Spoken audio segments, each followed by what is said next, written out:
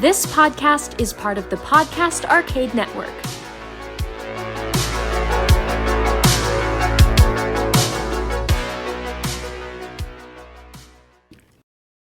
Welcome to episode 2 of Paranormal Dads. I'm your co-host Andy.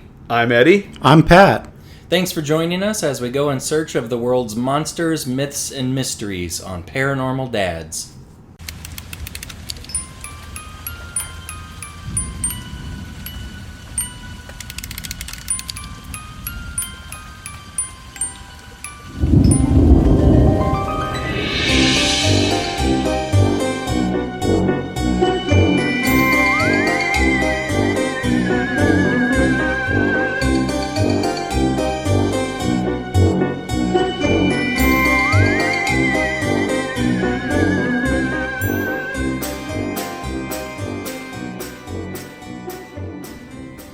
Alright, here we go. Episode 2 underway. Woohoo! Another chock-full episode full of goodies for you. Back at it. And, since last time, I think we had time to digest it, and we got that first episode under our belt, the pilot episode, if you will. Yes. And it's kind of funny looking back, like if you find your favorite sitcom and you watch the older episodes of it, when the characters were still finding their dynamics. They were always a little shaky. Always a little, you know? And so, but that's to be expected with the pilot episode. But they get better in time. Yeah. We'll get better. We'll get better, we promise. Or more shaky. But we even have new digs this week. We're moving up in the world. We're recording out of the studio, for lack of a better word. It's a studio. Right now. It's a perfect word. So, my family and we all moved. And in that move, I was lucky enough to find a house that had a 5th bedroom downstairs. And my wife was awesome enough to be like, oh, you can have that for your man cave. I'm like, oh, Podcast Central. Yay, Paranormal Dads. To the Nerd Cave. To the Nerd Cave. There's a fire pole that leads straight down into it. That'd be awesome. But yeah, we're going to be recording Paranormal Dads out of here as often as we can. And I mean, we'll do it other places too, just to kind of keep it fresh. And then the other podcasts that I'm a part of will be recorded in here as well. So looking forward to all of that. And Andy's got a new space at his casa. He does. Did some home decorating. Well, it's a total copycat move, really, because when we were kind of painting this room and getting it staged and ready to go, there's a little part of me that was a little bit jealous. So no way! We were not using one of the upstairs bedrooms very much, so I kind of refurbished it, redecorated, cleaned out, and tidied up, and I call it my crypto cave. So that's awesome. Women and children may not enter. It is my lair for writing and meditating and researching these oddities we'll be bringing you. Andy's Area 51. It's my Area 51. I think I'm going to put a sign on the door that says Area 51, do not enter. Will you get shot like you would in Area 51? Most of the signs I found on Amazon actually said that. And I was like, ooh, that's kind of morbid for, posting to my own house. It says lethal force will be used to enter beyond this point. You should put, cross out lethal and write Nerf. Nerf weapons will be used. I had an interesting paranormal experience this week, though. Oh, wow. What? We went to my son's, it was back to school night. And so we go into his 7th grade reading room to meet his teacher, okay? And so my wife is talking to the teacher, putting together a plan for him for his 7th grade year and strategizing, how he's going to just have this awesome school year. I'm over in the corner looking at the books on the tables, and I come across a book. It's called Tales of the Cryptids, Mysterious Creatures That May or May Not Exist. And I just got so excited about this book. I'm taking pictures of it and texting you guys with the pictures. They're over there talking about, what could be his educational future in the balance. And I'm over there texting you guys about a Bigfoot book I found. I was very excited about it, though. Guys, the Baba Yaga is in this book. Good to know your priorities are in the right order, though, Pat. And that's what we're actually talking about today, though. We're talking cryptids today. We're talking Bigfoot in particular. Oh, and exciting. We're going to go straight into recent sightings and get this party rolling. Oh, there we go. There we go, recent sightings.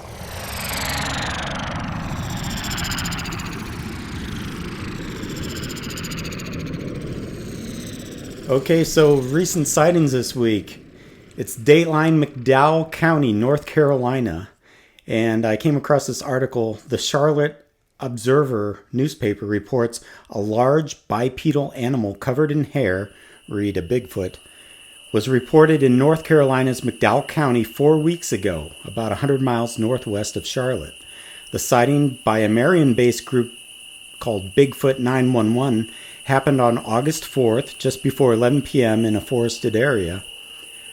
The group reports something threw rocks at them as they were leaving the area, and it was a team of 7 people were out at the time, scattering glow sticks in the woods.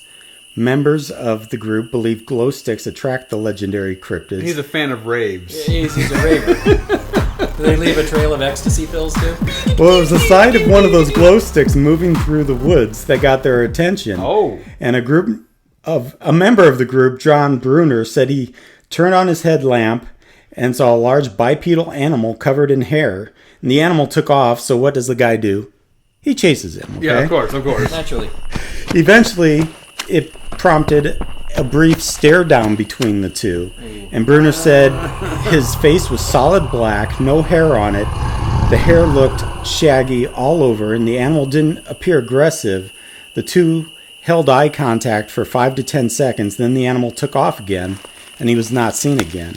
Oh, gosh. So the news of the alleged sighting has brought national attention to the group, including a tongue-in-cheek warning by the Greenville, South Carolina Police Department for citizens not to shoot any Bigfoots they might see around town. Mm-hmm. So, Covering all their bases in case, Uncle Fred has a couple too many and puts on his gorilla suit. Yeah. You don't want people, with pitchforks and torches going out into the woods and hurting somebody, but... And that stare down, it would have been... Oh, gosh. 5 to 10 seconds later, the beast runs away, and Eddie is standing in a pile of urine. what are you going to do? You're going to run him down and then just start staring at him. I know, right? What are you going to do? Oh, gosh. Hey. Well, I didn't or mean to turns chase and him. runs back at you, Exactly. Oh, Lord. But it's funny. This is back in North Carolina, home to another of our favorite cryptids, the lizard man. So we're not too very far from there. Oh, see? But I also thought it was kind of interesting in this story, the glow sticks, because we used to, when we take the Cub Scouts out, we used to take glow sticks and we put them in like clear plastic gallons full of water. Yeah. And we put a glow stick in there and then put them in all the empty fire pits that are all over the campsite. Yep. Where there is no fire. The kids, after dark, they're running around playing flashlight tag, and ultimately somebody would trip in a dark fire pit. So we started using these glow sticks. Little did we know we were putting in a landing site for Bigfoot to come into our camp. Basically. You walk in there doing figure eights with them and over their head doing helicopters. Man, that's awesome. Glow sticks. But assuming that this really happened, which, I don't know. I take it kind of case by case when I hear stories of cryptids like this, but there's a part of me that wants to believe more than there's a part of me that wants to be skeptical. So assuming this guy really did see, Bigfoot and lock eyes with him for 5 to 10 seconds, that's something you're never going to unsee. No. You have nightmares. Maybe you'll have nightmares about it, but it's something you could tell your kids and they'll tell your grandkids, and some people might believe, some people might not, but you'll never forget that. Oh, absolutely. Oh, man. So this was recent. This was like how long ago? This was 4 weeks ago. 4 weeks. Glow sticks. When you mentioned glow sticks, when I was in Cub Scouts and Boy Scouts, we would play a thing called Fox and the Hound, where one kid had a glow stick, and the other kids would chase after him, and it was in the dark. What they do when they caught him? When they pummel him? And then you get beaten up. It was the 80s. Yeah. But it was, we were playing this game in Fort Story. I'll never forget it. Fort Story, I want to say it was North Carolina. I may be wrong. Maybe Virginia. Some listeners, please correct me if I'm wrong. Fort Story, wherever that state was, and it was sand dunes everywhere, and it was an old firing range, so you could find like bullet casings all over. It was so dangerous. Yeah, landmines, of course. And I remember I was cruising down this sand dune and coming towards the kid that had a glow stick, and the next thing I know, I'm waking up on the ground. I had collided heads with him. Oh, no. The classic, just completely and woke up. Talk about like a paranormal thing. I woke up like, what was that? Like I had missing time. And what happened? What happened? You missed a rave. You missed a rave. But yeah, you mentioned glow sticks in the dark, and that brought back memories of that. So hardly paranormal, but still pretty fun. Yeah. So there you go. So, So if you're in North Carolina, look out for Bigfoots. Once again, North Carolina representing.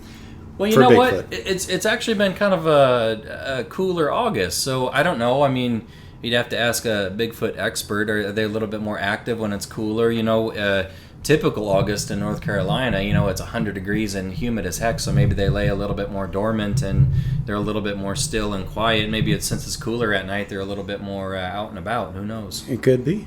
Yeah. There you go. It's time for pop, culture, and the paranormal.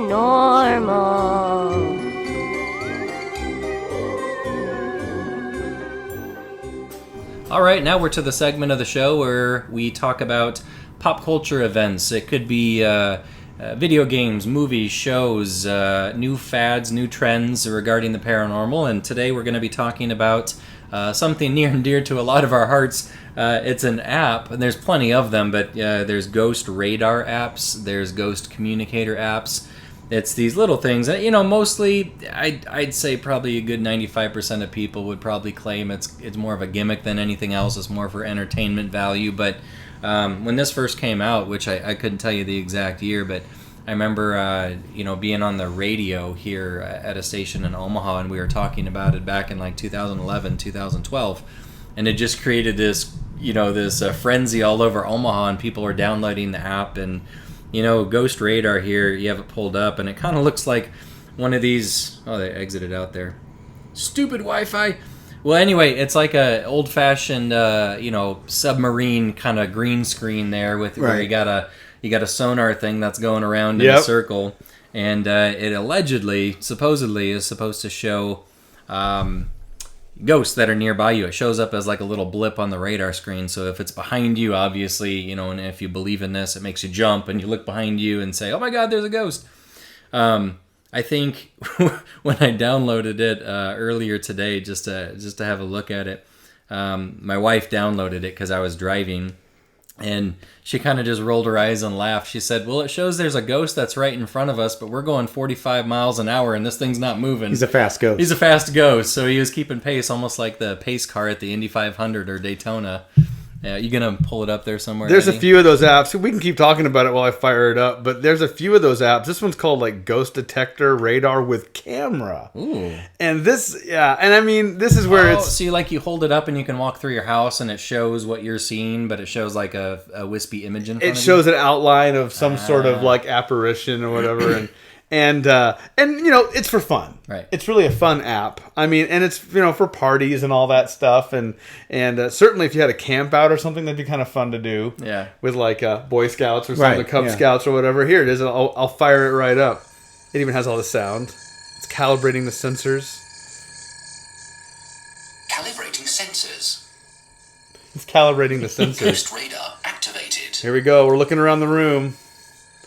Looking at Pat. It's all fun and games till you actually see something on here. I tell you, I'm looking at the window. And it's going to be one of those classic things like in the cartoons where a little spider lands on you and then you shoot a bazooka at it and hurt the person in the process. Exactly. So it's showing like the negative image of everything in the camera too. So like we look blue when the camera's scanning. pointed It's at not us. finding anything in here so far. We got a clean house. What if it's one of these like YouTube videos where something like pops up and it's like a ghost face and it goes, "Rah!" Those scared the living daylights out of me. I didn't know that was happening, and then someone got me with that one really good. What's the game with the bear that all the kids play? The game with the bear?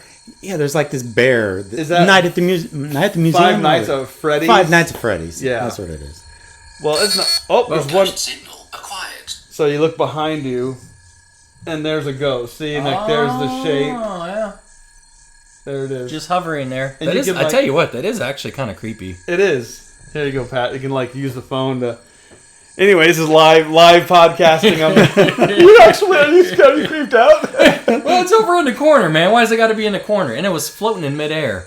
Just have a seat. It's like when someone Do you stands see it, behind Pat? you. Is it over us now? He's gone.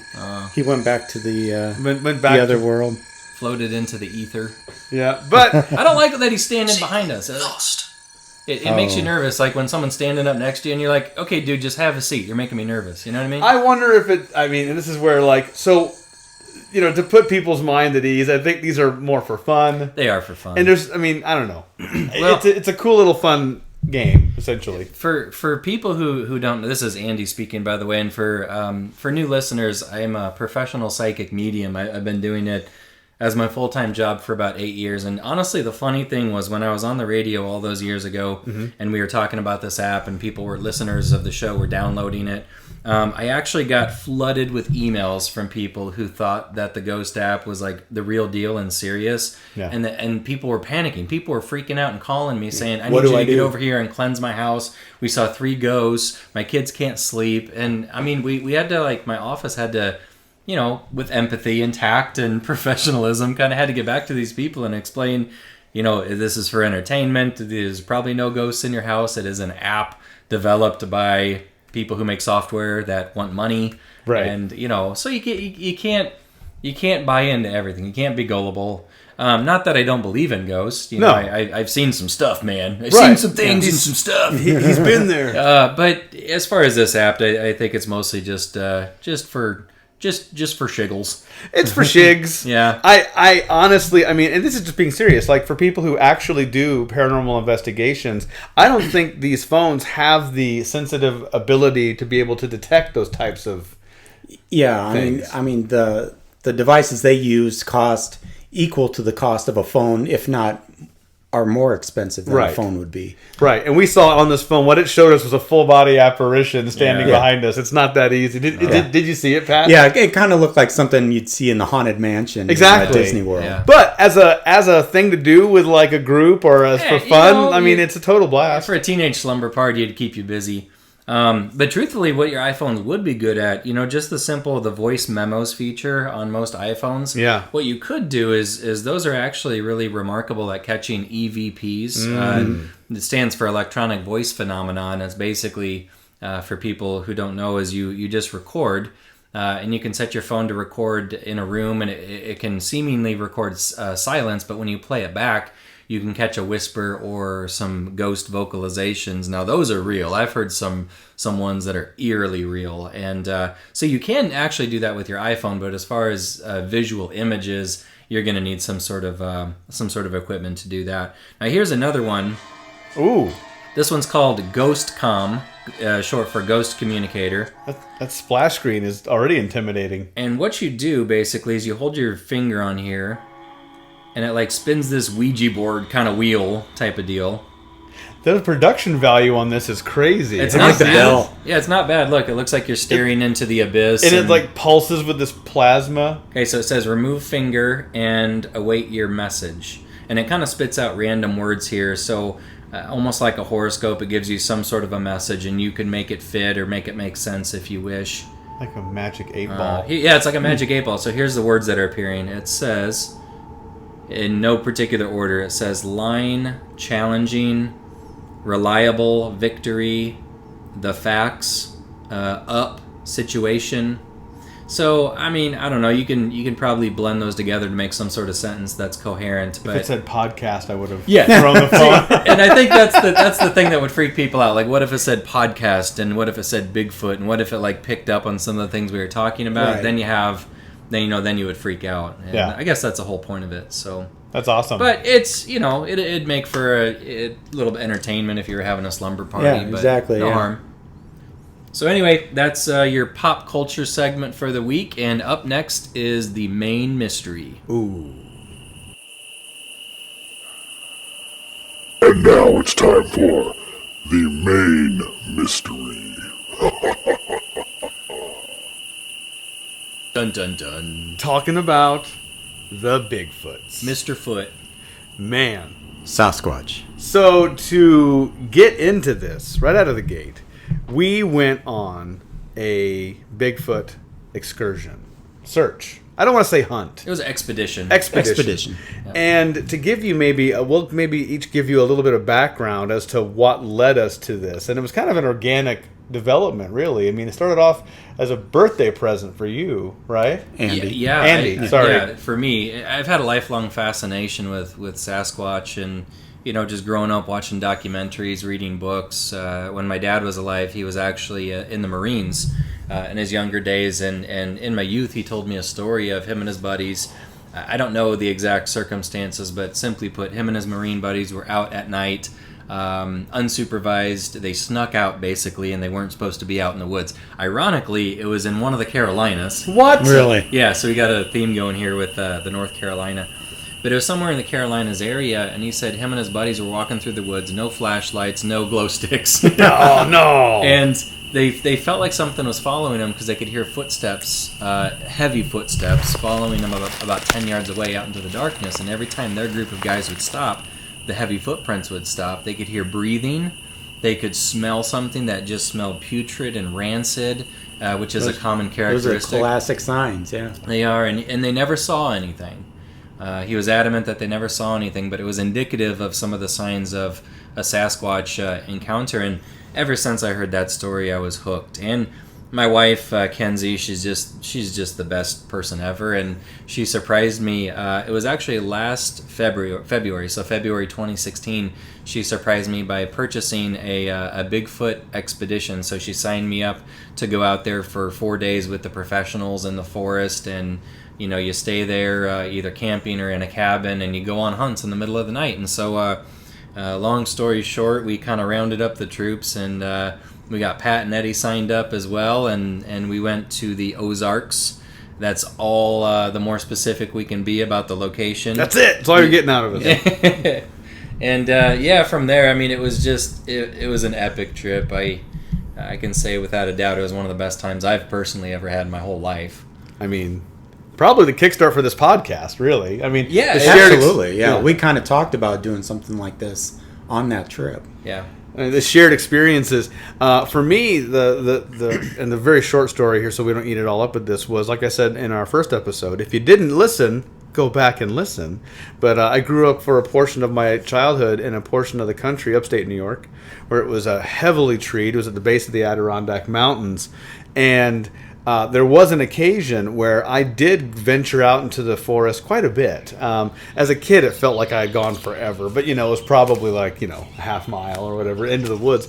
But there was one time, I remember this very, very vividly, and I didn't have a direct experience, but it was one of those things where my mind wasn't in that like, oh, it's so creepy. None of that. I was just in the forest doing kid stuff, like picking up sticks and chucking them and looking at stuff. And all in one moment, I noticed it got quiet. Like everything just stopped. I didn't hear birds. I didn't hear anything. It was just no crickets, no bugs. Nothing. Just silent. And then instantly I felt like something was looking at me. You know what I mean? Mm-hmm. And I was only like 9 or 10.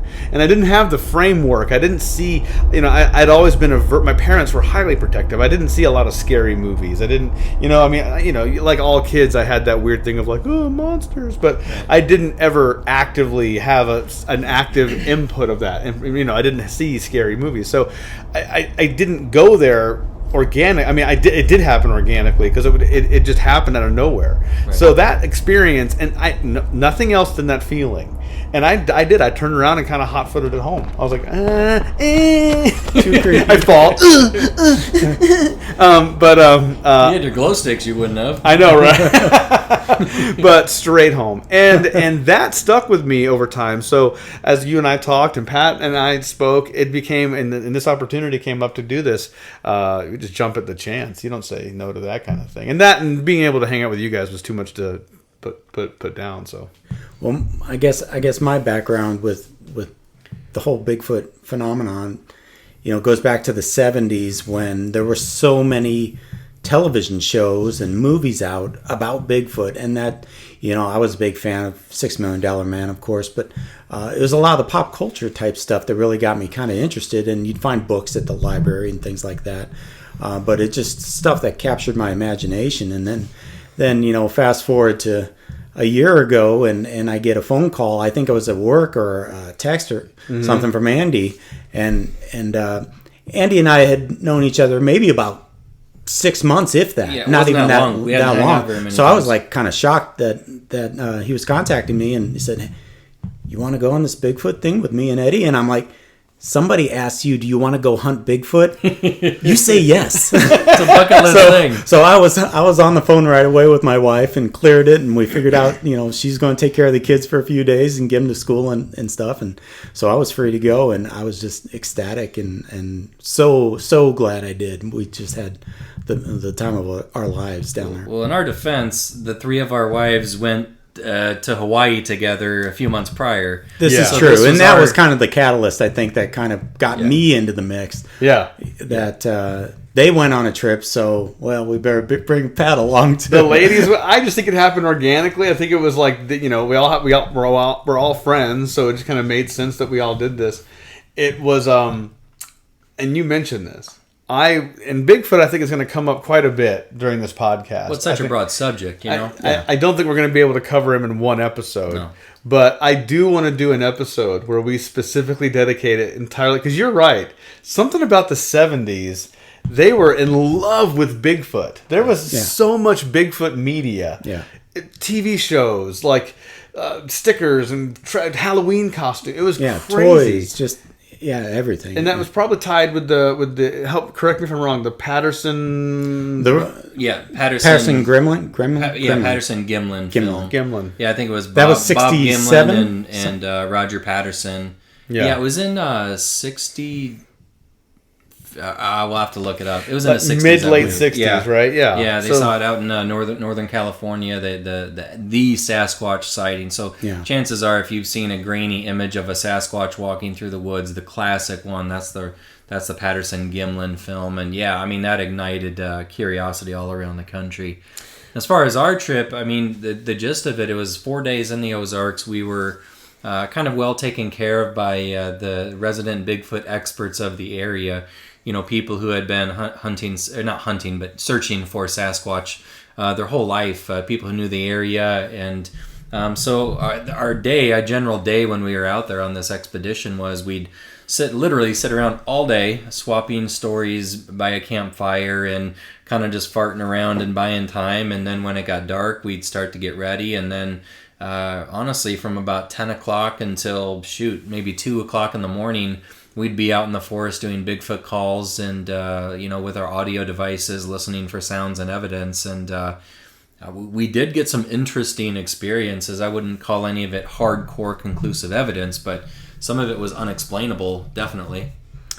One of the things that amazed me about this trip was, like you said, the people that we were with. And, I'm not going to go into a great amount of detail about who they were, but people from all walks of life, white collar workers, blue collar workers, just and so nice, so welcoming, and they were.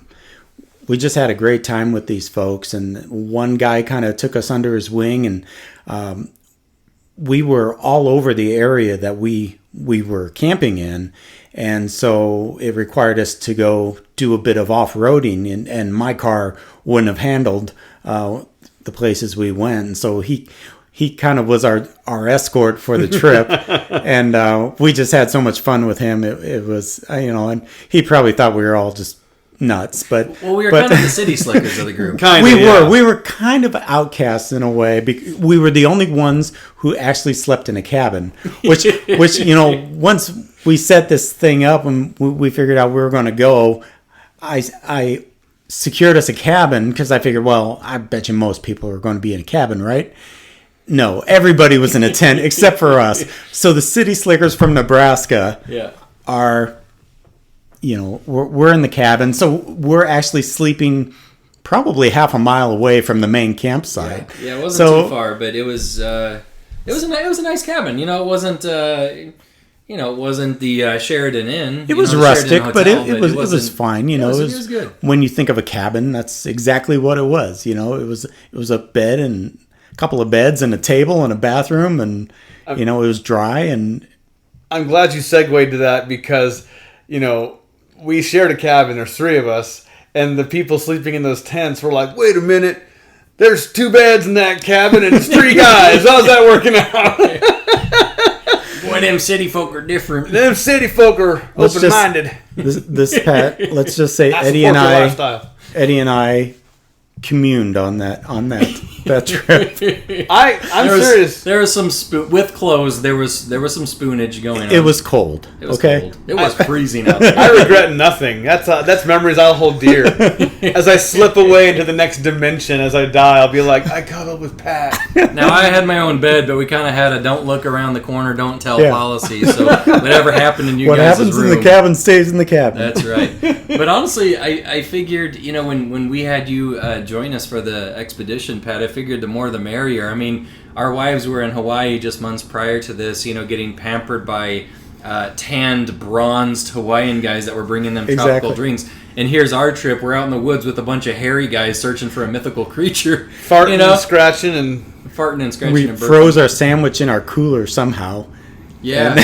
We totally So did. the We had to lettuce saw was it in all half with wilty. we had a multi-tool you whipped out, and you had to saw this Oh yeah, we frozen had to sandwich in saw half. the sandwich with my little multi-tool, and And this is what kind of brings it out, is that when you're on these types of expeditions, I mean, it's obviously you're there for a purpose, but you're also having a good shared time away with good friends. Yeah. And so what allowed that to not only take on a form of, we're out here specifically looking for a cryptid, but we're also spending time with good buddies, and the cell phones don't even work. they don't even work. So that wasn't even an option for us. No. So it takes a lot of the pressure of back home off. You're just destined to relax. Within a day and a half, we're playing baseball with mushrooms and... It was All the like we were mushrooms 12 in years old again. Yeah. We were running around, and we discovered this old abandoned school bus out in a field, and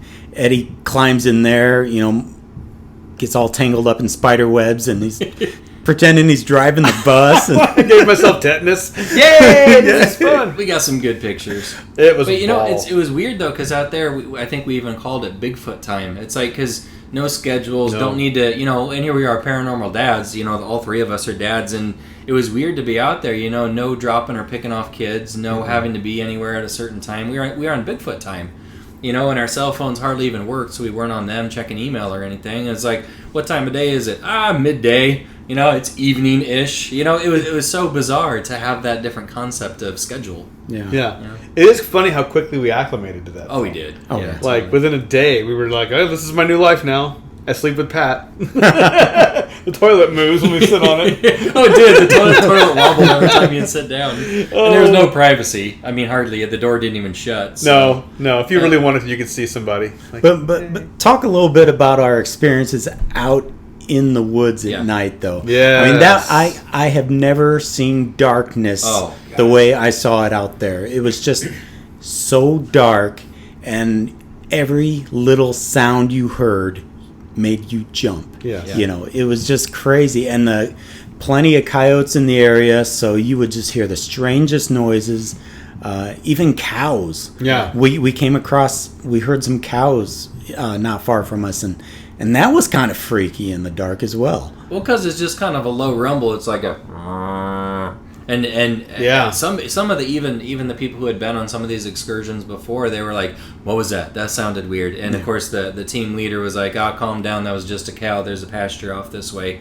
And that's kind of what I liked about the group. They weren't there to scare the newcomers like Right. us. They weren't there to embellish. They never guaranteed that we would see or hear anything. They just were out there doing scientific research, and so when there's we no hear- hazing going on. No hazing. They weren't riding us. I mean, they've rode us a little bit for being. We became known as the Nebraska boys. Nebraska boys, yeah. But so they kind of wrote us about that. But it was all in good fun. Yeah. And they were straight shooters. They weren't about anything other than collecting actual evidence. And we did hear a couple things that were kind of weird, like the night the whole caravan of people, we parked our cars in a line. We got out, we were all standing there. It was dead quiet, and then all of a sudden we hear a bang. We hear a bang. It almost sounded like it was against one of the vehicles. Right. But it was further out, like it was further out into the woods, almost like if you took a big stick and somebody just cracked it in half against a tree. And immediately when that happened, everyone in the group jumped and said, "What was that?" I caught that on my audio device. It was very intentional sound. Yeah. It wasn't one of those like ambient things. Not even an animal. It was just a very intentional sound. Like, Yeah. that was made on purpose. Yeah. That's all I'll say. It was one thing too that I liked about the experience is being out there, because like you guys were saying, we didn't start looking for Sasquatch, frankly, until what 11? Usually 10 or 11. Yeah. Right. Yeah. So we didn't start until well into the night, and we'd go until 3, maybe even later. I think there was at least one night where we Yeah, were we were out till about around 3. Yeah. And so, but one thing I like about it too is, you can be friends with someone for a long time. I mean, Pat, we've known each other for what, 15 years now with our kids? Yeah, well, it's probably about 12 at least. 12 at at least. Yeah. And then Andy and I have been buddies now, what, 3? It's been 3 years now? 3 or 4, yeah. Yeah. And But you get to know someone on a different level when you're out there. Yeah. more layers peeled away. Yeah, spooning will do that. Yeah. Spooning but even seeing your guys' faces, I've never seen you scared. You know what I mean? And I saw your scared face, and I saw your scared. You've never seen me poop my pants. Now you have. That's what he looks like. But I never saw your grounded motion, your grounded move, because whenever stuff was getting really intense, Oh, yeah. you would just sit down on the ground, Yeah. and just kind of go into this like zone, Yeah. And people were like, "Is he okay?" And I was like, "Oh, he's just being Eddie." That's cool. And I hope you had your long underwear on because it was cold out there, man. It was cold. October.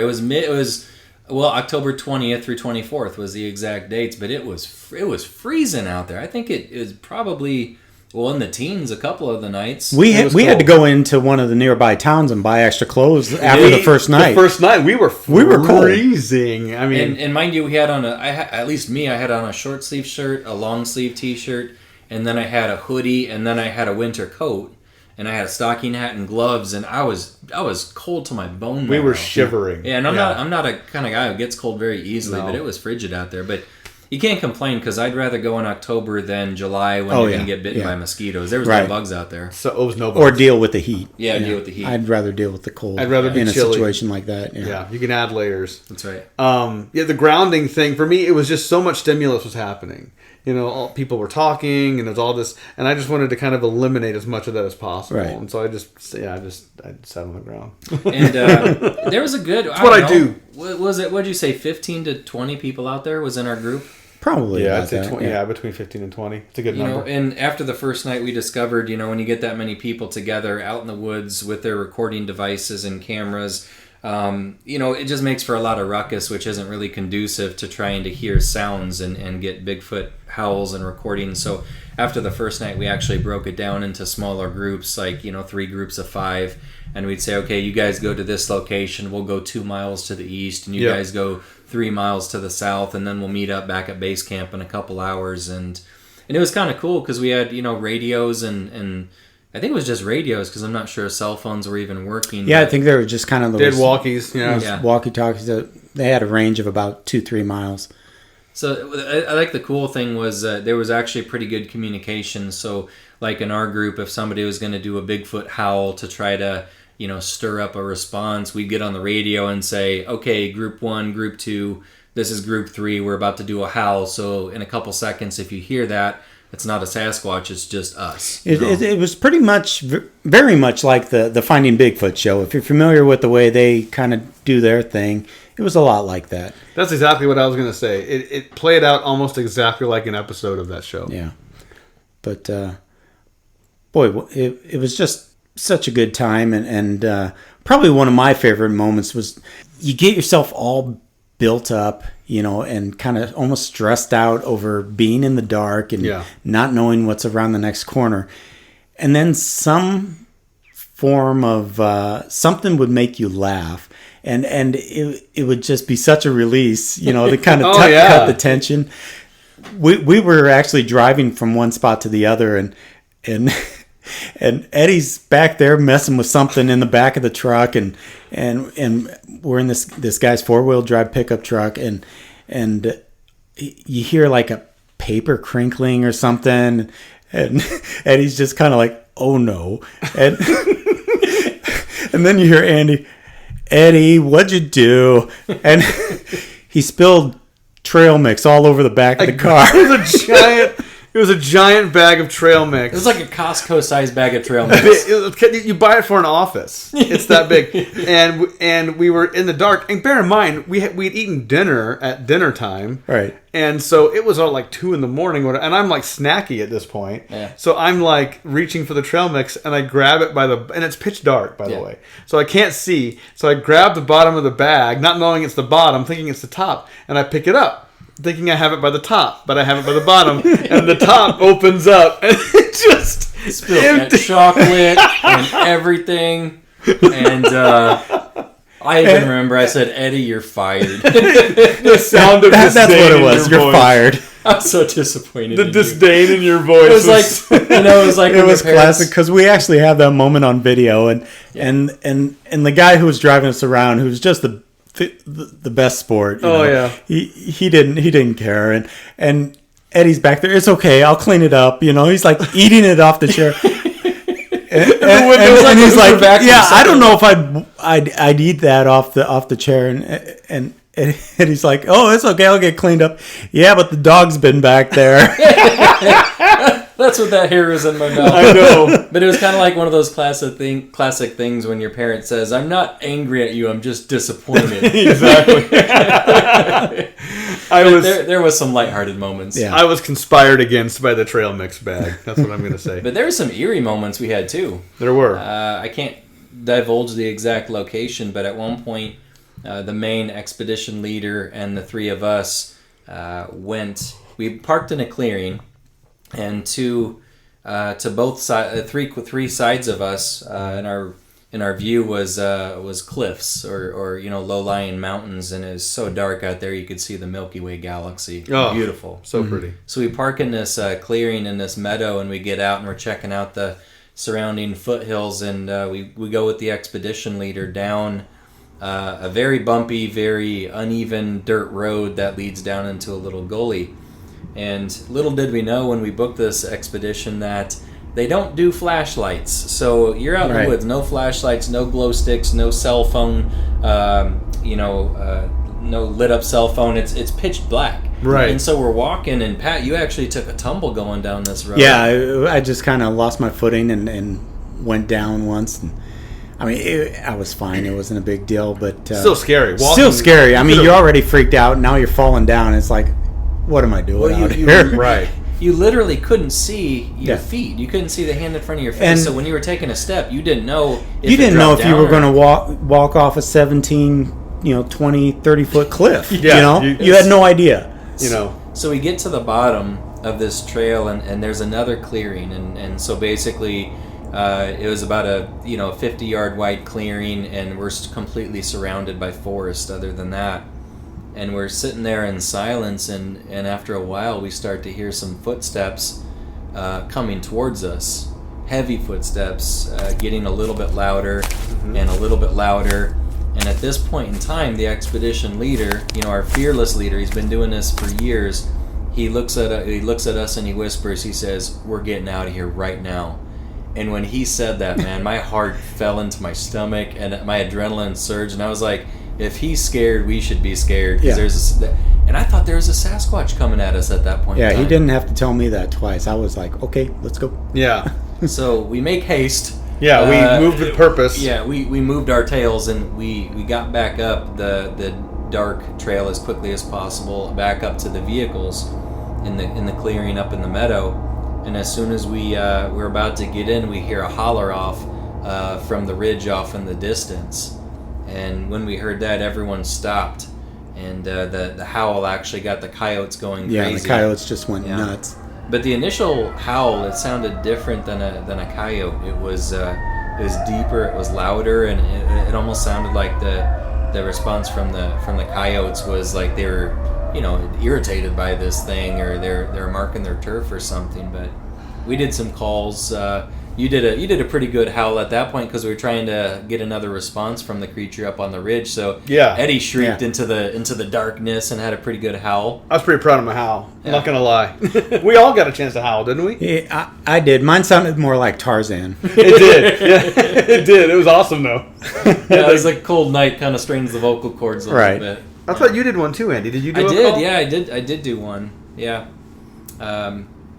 But it was, that's the moment of the trip. That for me, that was the definitive moment. And I'll never forget. That was definitely, I think, the most interesting night. It was... It was the most action-packed. But the coolest thing was after we heard that howl, do you guys remember that shooting star that streaked across the entire sky? It was the brightest shooting star I've ever seen. Yeah. So we're standing there howling into the darkness like a bunch of idiots. And the scary part really was after, a good 10 minutes or so of doing this, we hear gunshots. Oh. Pow, pow, pow, pow. Yeah. Not too far away. And at that point in time, everyone pretty much just, it was no nonsense. It's like, okay, we're getting out of here. We must have been irritating some hunters. They figured maybe there's some guys way off in the woods hunting for a raccoon or something in the middle of the night. But either way, we weren't going to stick around to get hit by a random... time to pack it up, call it a night. I mean, if there's people out there with guns, we don't want to be anywhere near them. No. I mean, you have heavy footsteps, the expedition leads saying, get out of here, howls with echoes, with calls back, and then, and then gunshots. I mean, it was a jam-packed night. Yeah. And then what you're left with to process is when we heard those footsteps coming towards us from the dark woods, was it hunters that were armed with guns or was it a Sasquatch? And we'll never know, but either way, it's a scary thought, right? Right. What a weird, yeah. And if you remember on our last night, we heard that weird, what was described as a two-tone howl. Two-tone howl, remember very that? distinct. Yeah. That was, it was first heard in Ohio, that particular call, wasn't it? Yeah. Or they recorded it in Ohio, that just kind of a weird Sasquatch noise, I guess. It's like a vocal break. It's like they were saying that, and this is where, we are kind of city boys here, but where you have a traditional animal noise, there isn't this like vocal break. It's almost like a singer. Like when they transition into a different note. It wasn't a howl. Like when we were howling, we were just going, "Ow!" This thing was like a, "Ow!" Yeah. Like there was intelligence. There was power behind it. Yeah, there was. I remember the exact spot actually. I think it was you and me, Eddie, but we were laying in the back of the pickup truck. Yep. We were just exhausted. We were so tired. Yeah, we were tired of going out into the woods, so we just kind of stayed in the clearing in the truck on the last night. And we were laying there in dead silence, just listening to nothing but crickets for a good hour or so while the other teams were out trying to get some evidence. And it was just out of nowhere we heard that two-toned howl. Yep. And I remember when it happened because everybody sat up, on the bed of their truck and said, "Did you guys hear that? What was that?" Right. And it's something that you can't forget. And it was so distinct. You actually have the audio of it right here. I have it, and I don't know where we're at on the if we can even do that. Yeah, it's pretty faint. You can hear it on there with headphones, but it's pretty faint. Just to hear it. I'm sure I won't play it on here, but I'm just saying about actually putting it on the podcast. I don't know if we can. Oh, legally? Yeah. Yeah, I don't know. Good point. I don't think we can. That was one of the things. Yeah. We can't go into a lot of detail about the things we did or the people we talked to and that sort of thing. We actually signed legal documents that prevent us from talking about some of those things. So hence the avoiding of names and locations. Yeah. Hence the gullies and clearings and foothills. We can't tell you exactly where we were. But I just a lot of, and I mean we had that one thing the first day, that the thud, rock throw. the thud. Yeah. There was tell about that. So it was the first day. Was it the first day? Yeah. Yeah. And we decided to go out to this body of water, and we're around it looking, and there's kind of this ridge that leads up to a row of trees, and more or less like a little mini forest. And we're up there just kind of looking into the forest, just trying to get a feel for where we're at, what's going on, and I swear there was a weird air. It just felt like it. It was weird. And then as soon as, because the other group was all kind of gathered off to a certain area, and Andy and I had kind of broken off to maybe, we weren't that far away. It was probably we were maybe 100 feet, 200 feet away from the rest of the group. Mm-hmm. And then as we were just getting ready to go, we heard what sounded like something coming through the trees, like skidding through, skidding through the leaves, and then a very distinctive thud on the ground. to the point where you felt it in your legs. You could feel there was vibration to it, and it was so loud and so deep and so obvious that we turned to each other immediately and we were like, what in the world was that? Something huge just hit the ground. Yeah. It wasn't like the area had, trees that would have, fruit or whatever you want to call it, and nuts or whatever, and those would fall. But that's different. I mean, the size and mass and the feeling that I felt in my legs when that fell, the best size I could come up with was a brick. Yeah. A small or regular size brick. The size and sound that would make, like a brick. Maybe if you tossed it 10 feet up into the air and then let it crash to the grass. Yeah. That's about how loud it sounded. And it was starting. We looked around. We never did find a big rock. Never found any sort of thing that would have made that obvious thud. You know what I never thought of, Eddie? I've just thought of this right now. What if it wasn't a rock? What if it was actually... I've heard cases of Sasquatch hiding up in a tree. Like, what if a Sasquatch jumped down from about 10 feet up and it was actually his feet hitting the ground? We felt it before in our legs. There you go. It. I mean, it could be. Could have been. No, it's hard to rule out. I mean, it's one of those things when you... And I've said this about anything, not just with Sasquatch, but with paranormal, with ghosts and other things. I mean, we use our senses every day, and I know they can be easily fooled. But for the most part, barring some sort of, issue, you use them fairly successfully throughout the day. And so you use them to navigate your daily life. You're in the forest, and there's certain things that are happening that you're not normally used to hearing, animals and trees doing tree things and all that. But when something thuds enough that you feel it in your legs, like it resonates in your actual legs, that's something heavy hitting the ground, and so and then not having anything visual to line up with that's where I can see how people just get sucked into this, and they're just constantly chasing like stuff like this down. Right. Yeah. It kind of reminds me of the movie Castaway with Tom Hanks when he's shipwrecked on that island, and when he's kind of a city slicker kind of guy, and he's still learning the sounds of the island, and in the middle of the night he's kind of freaked out because he keeps hearing this thud. Yeah. And in the morning he discovers it's coconuts falling out of the tree and hitting the ground. But where we were at, there's no coconuts falling out of trees. No. And whatever it was heavy. So it would have had to have been a coconut. That's how heavy it was sounding. Right. Yes. But it's a trip we'll never forget, and maybe someday we'll go back, or maybe... another time when we can synchronize our schedules, maybe we'll go down to Area 51 and put our toe over the line and see what happens. Get that toe shot right off. Yeah, I'll go hang out at the Alien Inn down there, and you guys can go dip your toe. I'll bail you out when it comes time. Toeless. It's in Rachel, Nevada, I believe, a little town outside of Roswell. It's called the Little Ailey Inn. Yeah, really. And I'm sure it's a tourist trap. Yeah, they'll probably sell you a $4 cup of coffee, and you can sign your name in a book to say where you're from. But who knows? I guarantee the three of us will have other adventures to look for other monsters and cryptids and mysteries, and just give us more ammo for future episodes, right? Absolutely. Well, you guys did a road trip to California, didn't you? Not so long ago? Yeah. Did you drive through? We went through Vegas, so we had the kids with us, so we didn't go. Yeah. Looking for Area 51, but darn it! But we're down in the neighborhood. It's not too very far from Vegas. There you go. It's already a baseline, so we can do that next time. Oh yeah, it's definitely doable by car if we wanted to.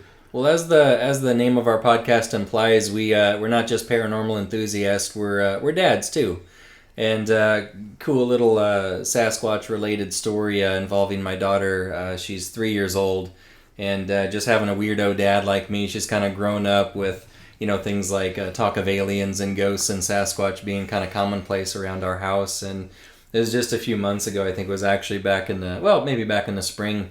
We were walking on the trail on the back side of our house. It kind of backs up to a little forested area, and Sky, she's just kind of a clumsy kid, and she kept falling. She kept tripping over her own feet, but every time she would fall, she would say, "Uh-oh, Dad, Bigfoot just got me." And then we'd walk up the trail a little further, and she'd take a tumble, and she'd say, "Uh-oh, Bigfoot got me again." That is awesome. Well, even today, I think kids are just fascinated with Bigfoot, especially with all the TV shows that feature Bigfoot around. But like my kids, they took a class when they were in elementary school. They took a class at the Apple Store about using iMovie and video editing, And for one of their assignments, they had to go make a movie. So they went home and walked down to the local park, and they actually made a Bigfoot movie. And they came up with this on their own, but they have a Snuggie that's kind of has a leopard print.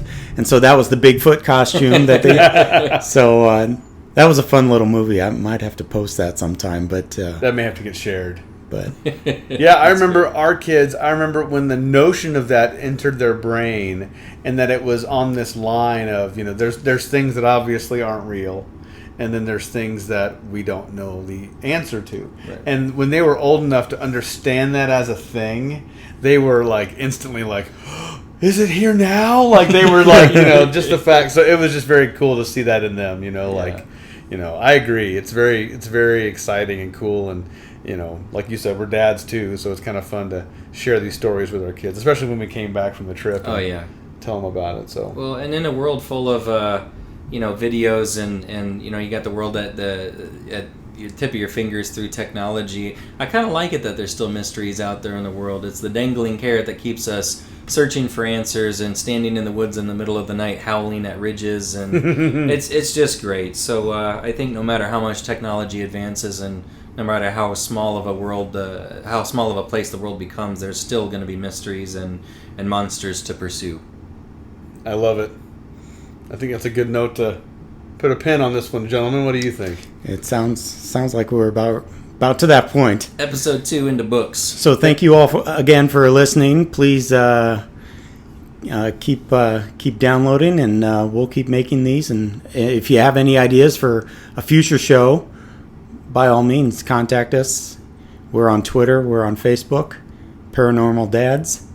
ParanormalDads@gmail.com. Yep. And we're on iTunes and Stitcher Podcast Radio. And be sure to subscribe and like, and please review us as well. Also, I would be remiss if I did not thank our friends over at freesounds.org. And I'm going to list all the creators by name who we have utilized so far. Please forgive me if I butcher your handle here. Speedenza, Softcore Soft, Trike, Fish with Feathers, Andrew Jones Photo, Lindrick, Patrick Lieberkind, Blimp66, and Survive. Survive being spelled Syrvive, because he's clever. He or she is super clever on that one. But our friends at freesound.org, check them out if you're in need of any cool, fun sounds. All right, thanks for listening, everybody. We'll catch you next episode.